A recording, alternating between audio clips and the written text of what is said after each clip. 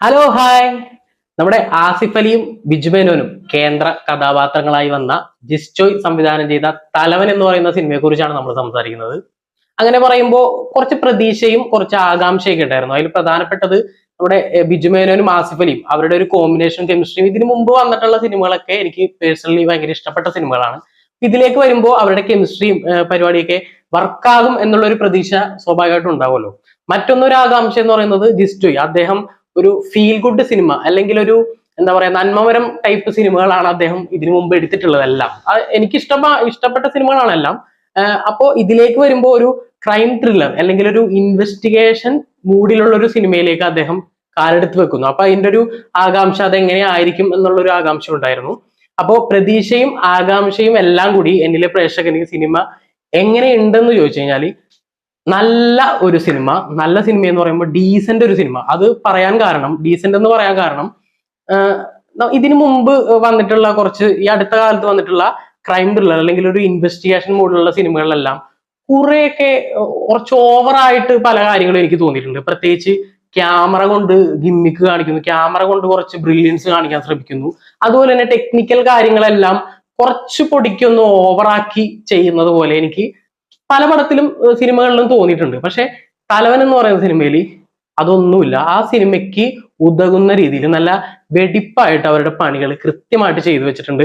അത് നല്ല രീതിയിൽ ഒരുപാട് ബ്രില്യൻസ് ഒന്നും കാണിക്കാതെ ആ സിനിമയ്ക്ക് വേണ്ടതായിട്ടുള്ള രീതിയിൽ സമം ചേർത്ത് അവതരിപ്പിക്കുന്നു എന്നുള്ളതാണ് തലവൻ എന്ന് പറയുന്ന സിനിമ എനിക്ക് പേഴ്സണലി ഇഷ്ടപ്പെടാൻ കാരണം. നല്ലൊരു സിനിമ എന്ന് കരുതി ഭയങ്കര ഗംഭീരമായ ഒരു സിനിമ ആണെന്ന് ഞാൻ പറയുന്നില്ല. അതിൽ കുറച്ച് നെഗറ്റീവും കാര്യങ്ങളൊക്കെ ഉണ്ട്. അപ്പൊ അതുകൊണ്ട് തന്നെ സ്വാഭാവികമായിട്ടും പോസിറ്റീവിന്റെ കൂടെ കുറച്ച് നെഗറ്റീവും കാര്യങ്ങളൊക്കെ വന്നിട്ടുണ്ട്. അപ്പൊ അതുകൊണ്ട് ഗംഭീരമായ ഒരു സിനിമയെന്ന് ഞാൻ പറയുന്നില്ല. അതിൽ പ്രധാനപ്പെട്ട പോസിറ്റീവ് എന്ന് പറയുന്നത് ഇത് പെർഫോമൻസുകളാണ്. അതിൽ ഞാൻ പറഞ്ഞില്ലേ കുറെ ഗിമ്മിക്കുകൾ, ടെക്നിക്കൽ പരമായിട്ടുള്ള കുറെ കാര്യങ്ങളൊന്നും കാണിച്ചിട്ടില്ല. അതുകൊണ്ട് തന്നെ പെർഫോമൻസ് ഓറിയന്റഡ് ആയിട്ടുള്ള ഒരു സിനിമയാണ് ഇതിൽ. അതിൽ പെർഫോമൻസ് കുറച്ച് എവിടെയെങ്കിലുമൊക്കെ ഒന്ന് വീക്ക് ആയി കഴിഞ്ഞാൽ അത് സിനിമയെ ഇമോഷണലി പ്രേക്ഷകനെ കണക്ട് ആക്കുന്നതിൽ കുറച്ച് പ്രശ്നങ്ങൾ വരും. അപ്പൊ അത്തരത്തിലുള്ള പ്രശ്നങ്ങളൊന്നുമില്ല. എല്ലാവരും നല്ല ഒരു കാസ്റ്റിംഗുമാണ്. അവരെല്ലാവരും തന്നെ നന്നായിട്ട് അഭിനയിച്ചിട്ടുണ്ട്. അതിൽ എടുത്തു പറയേണ്ടത് ആസിഫ് അലി ഈ അടുത്ത കാലത്ത് കഴിഞ്ഞ വർഷവും ഈ വർഷവും അദ്ദേഹത്തിന്റെ സിനിമകൾ നിരന്തരം പടക്കം പൊട്ടുന്ന പോലെ പൊട്ടിക്കൊണ്ടിരിക്കുന്ന അവസ്ഥയായിരുന്നു. പക്ഷെ ഇതില് അദ്ദേഹത്തിന്റെ ഗംഭീരമായ ഒരു തിരിച്ചുവരവ് എന്ന് വേണമെങ്കിൽ തലവനെ വിശേഷിപ്പിക്കാം. കാരണം അദ്ദേഹം ഗംഭീരമായിട്ട് ചെയ്തിട്ടുണ്ട്. ചില ഉദാഹരണത്തിന് നമ്മൾ ഫോൺ ചെയ്യുമ്പോൾ ഓപ്പോസിറ്റ് അങ്ങേ തലക്ക് നിന്ന് വരുന്ന സംഭാഷണത്തിന് അദ്ദേഹം കൊടുക്കുന്ന എക്സ്പ്രഷൻ, ആ എക്സ്പ്രഷനിൽ നിന്ന് ഒരു എക്സ്പ്രഷനിൽ നിന്ന് അടുത്ത എക്സ്പ്രഷനിലേക്കുള്ള ഷിഫ്റ്റ്, അത്തരത്തിലുള്ള എക്സ്പ്രഷനൊക്കെ അദ്ദേഹം ഗംഭീരമായിട്ട് ചെയ്തിട്ടുണ്ട്. അതൊരു ഉദാഹരണം എന്നുള്ള രീതിയിൽ ഞാൻ പറഞ്ഞതാണ്. ഒരു ഒരു പുതിയ സ്റ്റേഷനിലേക്ക് എത്തുന്ന ഒരു SI കാർത്തിക് എന്ന് പറയുന്ന ഒരു ക്യാരക്ടറാണ് അദ്ദേഹം ചെയ്തിട്ടുള്ളത്. അതിന്റെ ബോഡി ലാംഗ്വേജ് ഒക്കെ ഗംഭീരമായിട്ട് ചെയ്തിട്ടുണ്ട്. അതേപോലെ എടുത്തു പറയേണ്ടത് ബിജു മേനോൻ. അദ്ദേഹത്തിനെ കുറിച്ച് പറയേണ്ട, അദ്ദേഹം ഒരു ഹേറ്ററും ഇല്ലാത്തൊരു നടനാണ് എന്നാണ് ഞാൻ മനസ്സിലാക്കുന്നത്. അദ്ദേഹം ഇത്ര നാളുകളായിട്ട് അദ്ദേഹം ആർജിച്ചെടുത്ത അഭിനയത്തിലൂടെ ആർജിച്ചെടുത്ത ഒരു സ്നേഹമൊക്കെ ഉണ്ട്, എല്ലാവർക്കും ഉണ്ട്. അത് ഗംഭീരമായിട്ട് അദ്ദേഹത്തിന്റെ സ്ക്രീനിൽ കാണുമ്പോൾ നമുക്ക് അടിപൊളി എന്ന് തോന്നും. അദ്ദേഹത്തിന്റെ ഒരു സ്റ്റേഷനിലെ CIയുടെ വേഷമാണ് ബിജു മേനോൻ ചെയ്യുന്നത്. ജയശങ്കർ എന്ന് പറയുന്ന ക്യാരക്ടർ ഗംഭീരമായിട്ട് ആ ബോഡി ലാംഗ്വേജ് ആസിഫ് അലിയുടെ പോലെ തന്നെ കട്ടക്ക് ഇരുവരും അടിപൊളിയായിട്ട് നിന്ന് പെർഫോം ചെയ്തിട്ടുണ്ട്. ഞാൻ ആദ്യം പറഞ്ഞ പോലെയുള്ള അവരുടെ തമ്മിലുള്ള കെമിസ്ട്രി ഗംഭീരമായിട്ട് തന്നെ വർക്കായിട്ടുണ്ട് എന്നുള്ളതാണ് മറ്റൊരു പോസിറ്റീവ്.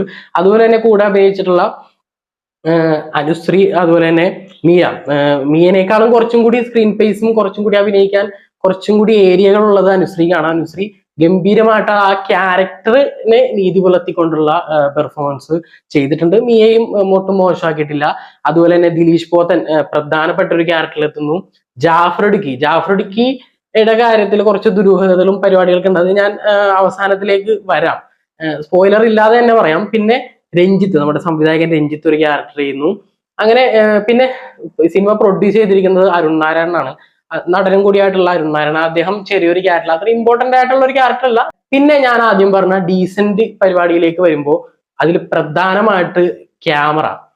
ഞാൻ ആദ്യ തുടക്കത്തിൽ പറഞ്ഞ പോലെ ഒരുപാട് ഗിമ്മിക്കുകൾ കാണിക്കാതെ, ക്യാമറ കൊണ്ട് ഞങ്ങൾക്ക് എന്തൊക്കെയോ അറിയാം എന്നുള്ള ബ്രില്യൻസ് കാണിക്കാതെ ആ സിനിമയ്ക്ക് സിനിമയ്ക്ക് ഉതകുന്ന രീതിയിൽ ഗംഭീരമായിട്ട് ശരൺ വേലായുധനാണ് ക്യാമറ കൈകാര്യം ചെയ്തിരിക്കുന്നത്.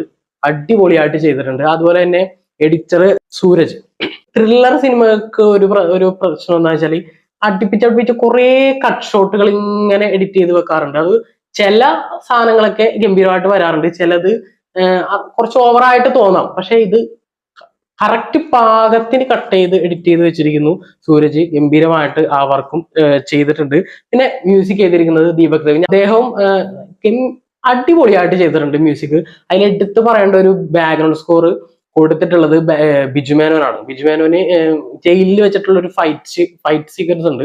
അതിന് തൊട്ട് ആ ഫൈറ്റ് നടക്കുന്നതിന് തൊട്ട് മുമ്പ് ഒരു ചെറിയൊരു മാസ് കാണിക്കാൻ വേണ്ടിയിട്ടുള്ള ഒരു ബാക്ക്ഗ്രൗണ്ട് സ്കോർ ചെയ്തിട്ടുണ്ട്. ഗംഭീരമായിട്ട് ചെയ്തിട്ടുണ്ട്. പിന്നെ നീറ്റ് ആയിരുന്നു background score, neat and clear. പിന്നെ കഥ എഴുതിയിരിക്കുന്നത് ആനന്ദും അതുപോലെ ശരത്തും ചേർന്നതാണ്. നല്ലൊരു സ്റ്റോറി ലൈൻ ആയിരുന്നു. ഇനി നെഗറ്റീവിലേക്ക് വന്നു കഴിഞ്ഞാൽ പോസിറ്റീവും ആണ് നെഗറ്റീവും ആയിട്ടാണ് എനിക്ക് തോന്നിയത്. അത് നമ്മൾ സ്ഥിരം കണ്ടുവരുന്ന ഒരു പാറ്റേൺ ഉണ്ടല്ലോ, ഒരു ഇൻവെസ്റ്റിഗേഷൻ അല്ലെങ്കിൽ ഒരു ക്രൈം ത്രില്ലർ എന്ന് പറയുമ്പോൾ അത്തരത്തിലുള്ള പാറ്റേൺ തന്നെയാണ് തലവൻ ഫോളോ ചെയ്യുന്നത്.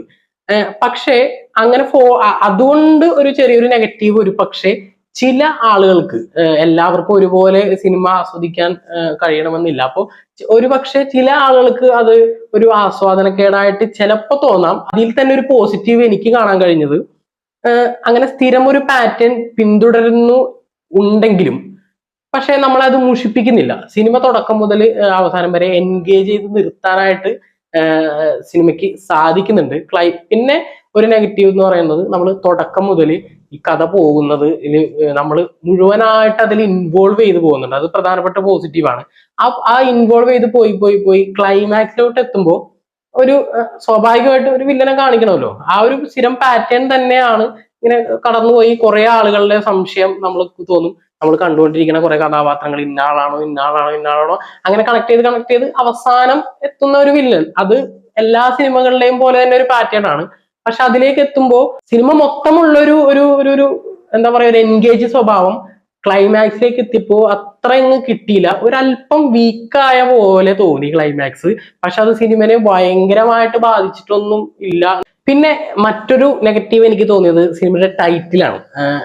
ഇപ്പൊ തലവൻ എന്ന് പറയുന്ന ഒരു ടൈറ്റിൽ സിനിമയ്ക്ക് എന്തുകൊണ്ടാണ് കൊടുത്തത് എന്നുള്ളൊരു ക്ലാരിഫിക്കേഷൻ എനിക്ക് സിനിമയിൽ നിന്ന് കിട്ടിയില്ല. അങ്ങനെ എന്തുകൊണ്ടായിരിക്കും അങ്ങനെ, അതൊരു പ്രധാനപ്പെട്ട ഒരു നെഗറ്റീവായിട്ടൊന്നും ഞാൻ സിനിമയെ കരുതുന്നില്ല. പക്ഷെ ഒരു നെഗറ്റീവ് എന്നുള്ള രീതിയിൽ ചൂണ്ടിക്കാണിക്കുന്നു. തലയെടുപ്പ് തോന്നാൻ വേണ്ടി അങ്ങനെ ഒരു പേരിട്ടതാണോ എന്നറിയില്ല.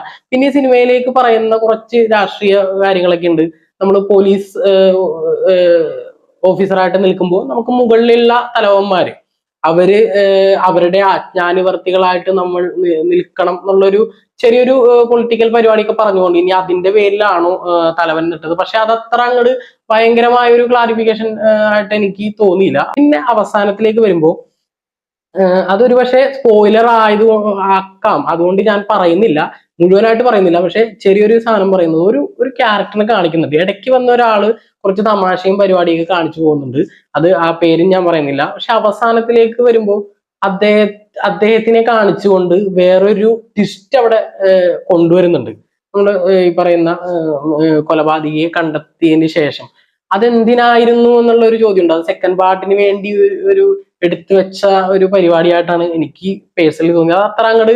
അത് അത്ര അതിന്റെ ആവശ്യം ഉണ്ടായിരുന്നോ, അതിന്റെ അത്ര അങ്ങ് കണക്ട് ആയില്ലേ. സിനിമയിലേക്ക് കുറച്ചുകൂടി വന്നു കഴിഞ്ഞാല് ഒരു പ്രധാനപ്പെട്ട ഒരു പോലീസ് സ്റ്റേഷൻ, അവിടെ CI ആണ് ബിജു മേനോൻ.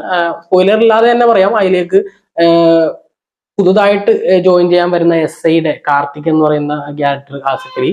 പിന്നെ അവിടെ നടക്കുന്ന പ്രധാനപ്പെട്ട ഒരു കൊലപാതകം.